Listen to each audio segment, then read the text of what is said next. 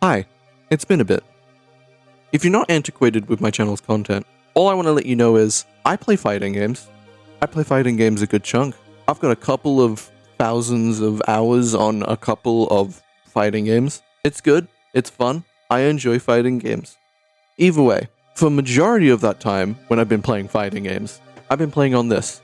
Just a regular pad. Right now I have an 8-bit Do Pro 2 and 2 broken PS5 controllers in a closet behind me.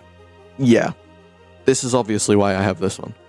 The D-pad's good, it's in the PlayStation layout, I enjoy it. That's all I really need. But what if I wanted more? What if I wanted to try an arcade stick? Well, previous me would have told you that you were very stupid. I've tried 2 different types of arcade sticks, and it's not worked out. A traditional stick and a leveless. They didn't work out for their own reasons. But recently, I've seen a couple of Twitter posts from someone that claims to be making something that I might like, where they try to take the combination of the D-pad and some good old arcade buttons. And what did they get in the end? This is the PadBox. This is my new favorite controller.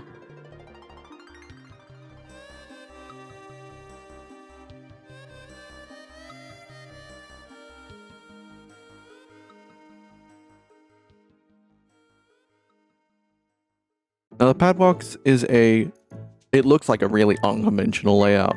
What do you mean? Arcade buttons with a D-pad? Ugh. Now let me just straight up spoil the review. I think this is really good for pad players who want arcade buttons but don't want to deal with a fight stick. The fact that it uses a traditional PS5 D-pad, and I know that you can take the D-pad out because that's my replaced one from my Pro controller.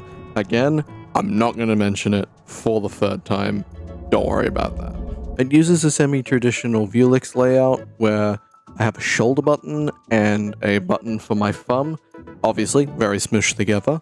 The main difference to a regular Vuelix layout is that these back buttons would be L1 and L2.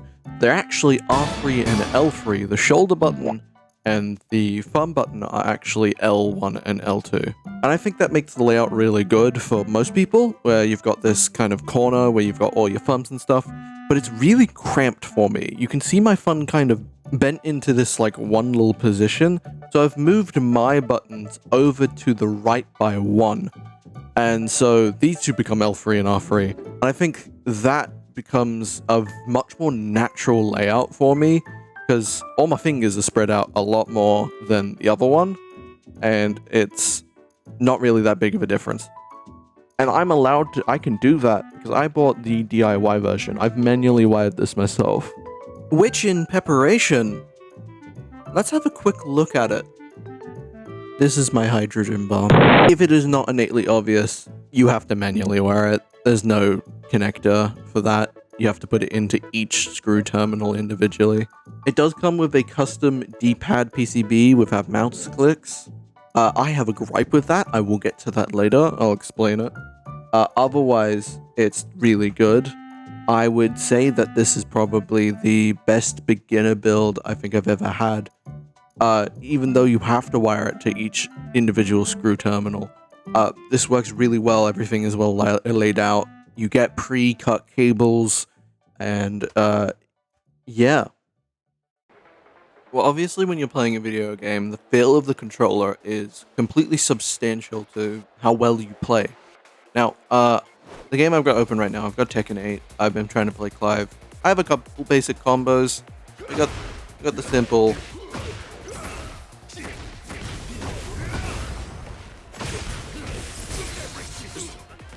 I really like the layout. It's meant for lap play, that's why we're on lap cam right now. This is why my thigh is right here. And this character well exemplifies an issue I definitely have with this. And a lot of the time, when it comes to issues, it's about the D-pad. Now, other to then it being just kind of like the clicky, I'm not the biggest fan of the clicky when it comes to running. The membrane is more membrane contact pad is more my style. One exemplary issue that I seeing a lot of is diagonal misinputs. So if we look over to the left side of the screen right now, You can see we got all cardinal directions working completely fine. But if I press a cardinal direction on the left side of it,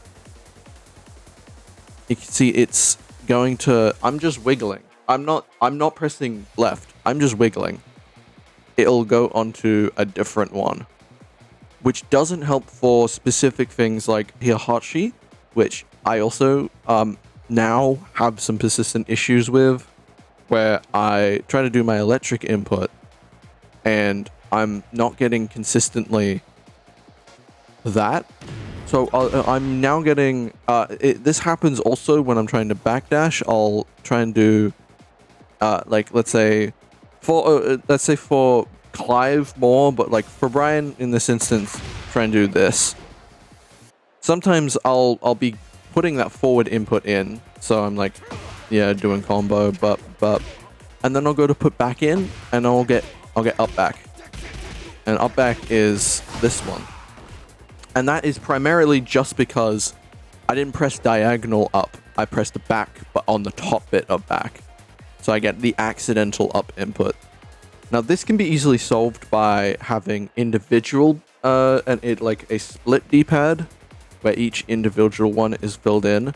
But that makes QCF motions substantially harder. But for the time being, that is the one issue I can think of. Otherwise, everything is pretty good. For this ending segment, it's just going to be gameplay. It's just going to be me with a hand cam in the bottom right, just me playing the video game. Otherwise, yeah. Thank you for watching. Round one. Fight.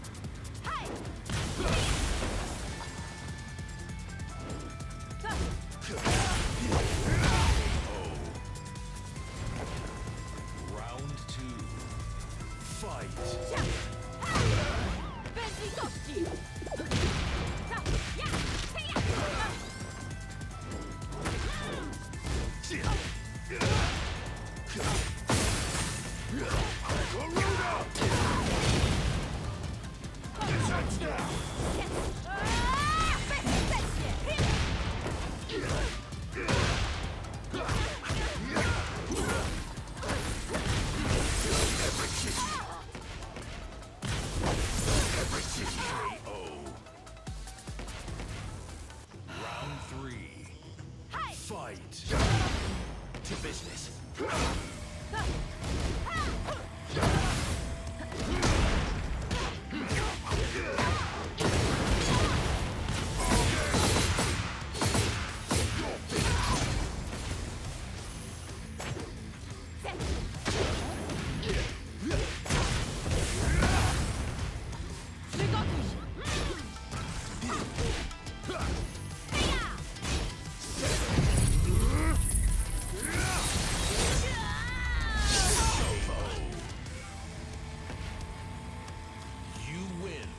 Wait for me, Joshua. Jill.